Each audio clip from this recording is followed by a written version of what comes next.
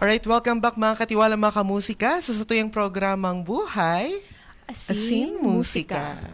Alright, so once again we are here with the La Luminara.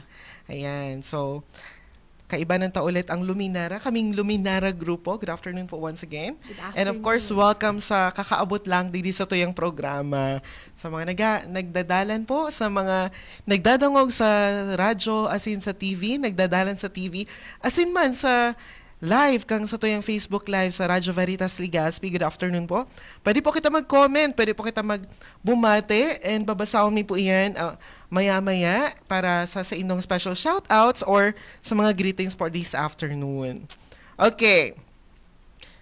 Ayan, gari ako nag-rap. Okay, so once again, ini po ang Luminara first episode, The Music of Truth, Rising Through Signal and Soul.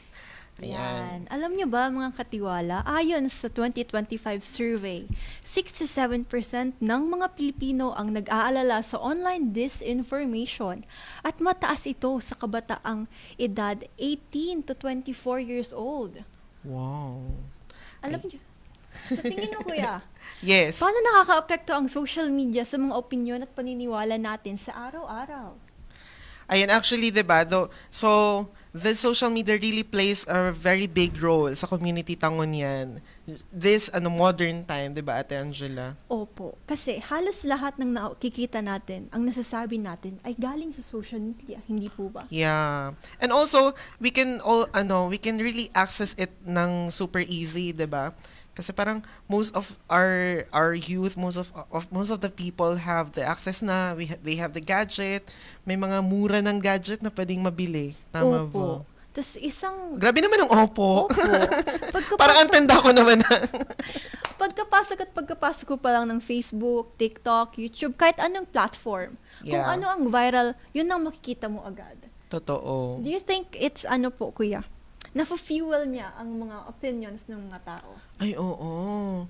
It depends on who you follow, 'di ba? Depende sa following mo, depende sa algorithm mo. Yes. Depende sa feed mo sa 'di ba? Opo. Sa ano nga yung term ng sa FYP, for you page, 'di ba? Newsfeed. Sa newsfeed. Sa newsfeed sa Facebook. Yes. And sa TikTok naman, FYP ba? Tama? FYP. Oo, yun. So, it depends on how you on who you follow, 'di ba? Sa mga accounts, and it will really feed your your knowledge, 'di ba? Opo. Kasi somehow na-validate tayo ng mga nakikita Yeah. natin, 'di ba? So, minsan we follow those accounts na nabe-validate talaga yung natin. Opo. Kaya it really feeds our 'di ba? Kaya ngayon ayan, mga katiwala, sa tingin nindo paano ba ano ang tips nindo para ma-manage, 'di ba? Maiwasan or tamang smart ways, 'di ba? Para bukod naman sa mga tinarami, you can share it mga katiwala para we are interactive for this episode, 'di ba? Yes. Ayan. And aram mo actually, Ate Angela, aside duman sa mga tinaram ko, baka makarelate din digdi ang mga katiwala ang mga katiwala and mga kamusika. We prepared talagang mga ways, matalinong paggamit ng social media. Ayun. Ano nga ba yan? Dapat matalino, smart ways, 'di ba? Hindi lang yung basta-basta lang, okay, na gagamitin natin ang social media ng basta-basta lang, nang walang iniisip na mga consequences, mga walang iniisip na mga effects, 'di ba? So dapat alam natin, 'di ba? Unang-una, 'di ba? Ang tamang paggamit ng social media for gathering information ito for gathering information. First is check the source. 'Di ba? Check the source po mga katiwala, mga kamusika. Legit ba ang website, news org, or page, 'di ba, Ate Angela? Opo. Sa dami ng mga account ngayon, page, or mga news, dapat maging maingat tayo kung ano ang paniniwalaan natin. Kasi hindi lahat ngayon ay totoo. Totoo. Hindi lahat ngayon totoo. Opo. Tama ka dyan. Kaya po maging maingat tayo sa paniniwalaan natin. Ay, totoo. At laging at laging i-check. Laging i-double check kung ano man ang ating nakikita. Huwag agad maniniwala dahil hindi lahat ng nakalagay diyan minsan ay totoo. Totoo. Lahat na lang, totoo.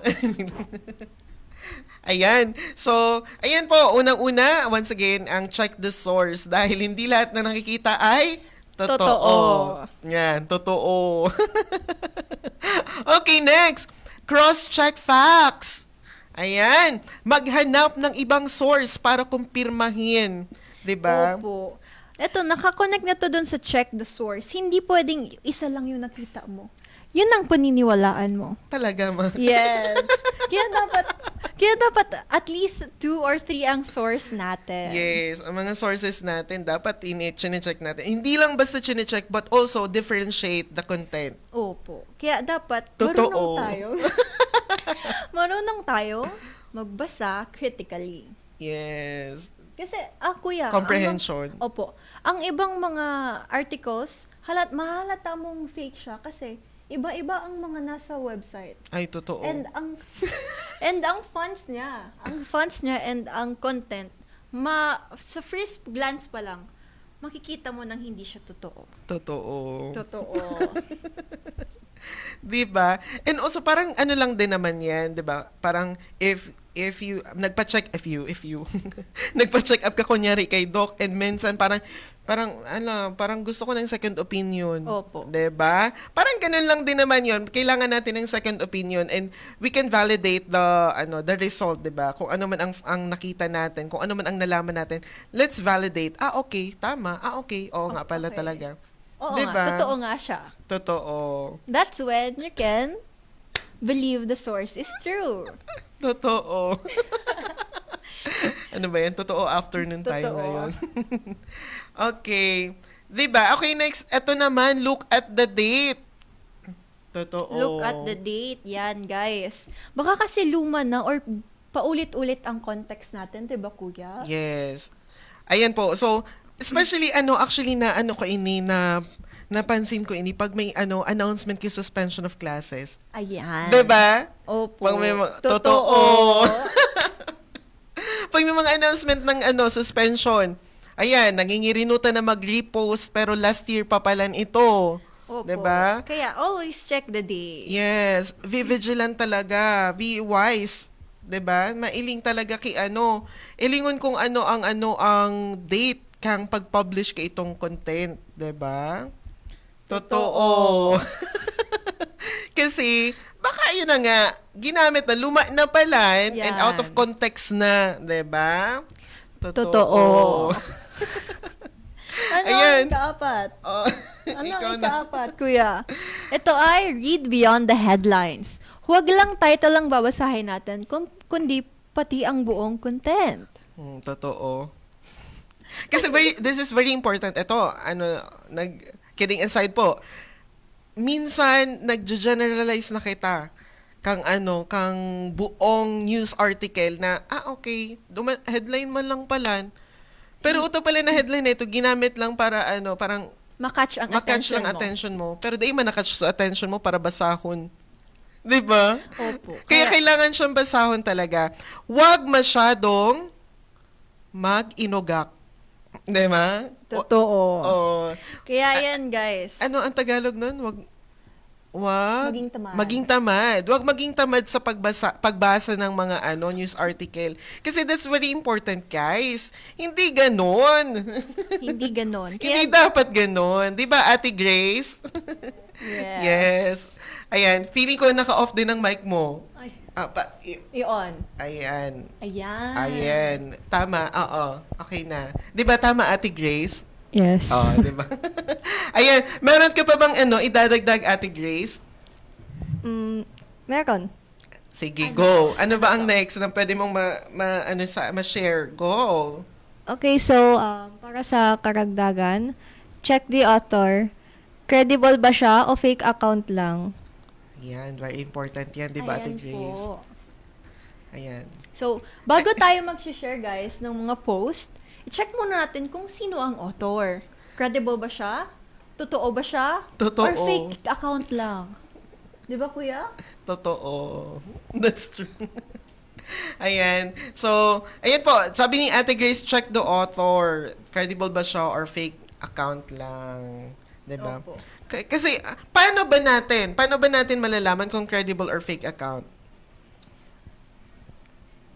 Oh, hindi, actually, base sa na-attendan kong seminar ng digital literacy, it is very important po na i-check talaga ang author.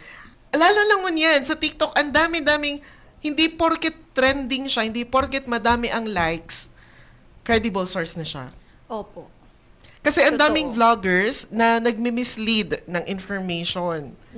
Ang daming vloggers, ang daming mga content creators na minsan nagli-lead sila ng misinformation. Or baka, kuya, hindi naman intentional. Yes. Pero kulang ang info nila. Yes. Kaya, iba rin yung na-relay nilang information. Oo. Kaya kailangan din naman maging responsible ng mga content creators, lalo na yung kung madami ang followers mo, you need to be responsible of spreading news or spreading contents. Kasi malaki ang responsibilidad, malaki ang ginagampanan mong pagkakataon to educate, to inform others. So use it Yes. wisely. And at the same time, sa end users naman, you need to check talaga, vlogger lang ba siya? Content creator lang ba siya? Or news writer siya? Or ano siya? Professional siya? Kung pinapractice niya na talaga na magbigay ng information? And kung i-check mo sa comment, tama ba? Kung may mga negative reactions, so it means may kailangan kang i-clarify. Diba? Opo. Kung may negative reactions, kung may negative comments, you need to validate the information. Tama, Ate Grace? Yes. Diba? Totoo. Kaya kailangan i-check ang author, i-check ang post. Diba? Totoo. Totoo. Okay, ayun mga katiwala, mga kamusika. Meron pa tayong idadagdag. So, pero, magbe-break po muna tayo after ng Kaya, tutong lang mga katiwala, mga kamusika, dahil madagdag po kita kay mga ways on how we can manage or we can maximize the social media sa pagbabalikan sa tuyang programang Buhay Asin Musika.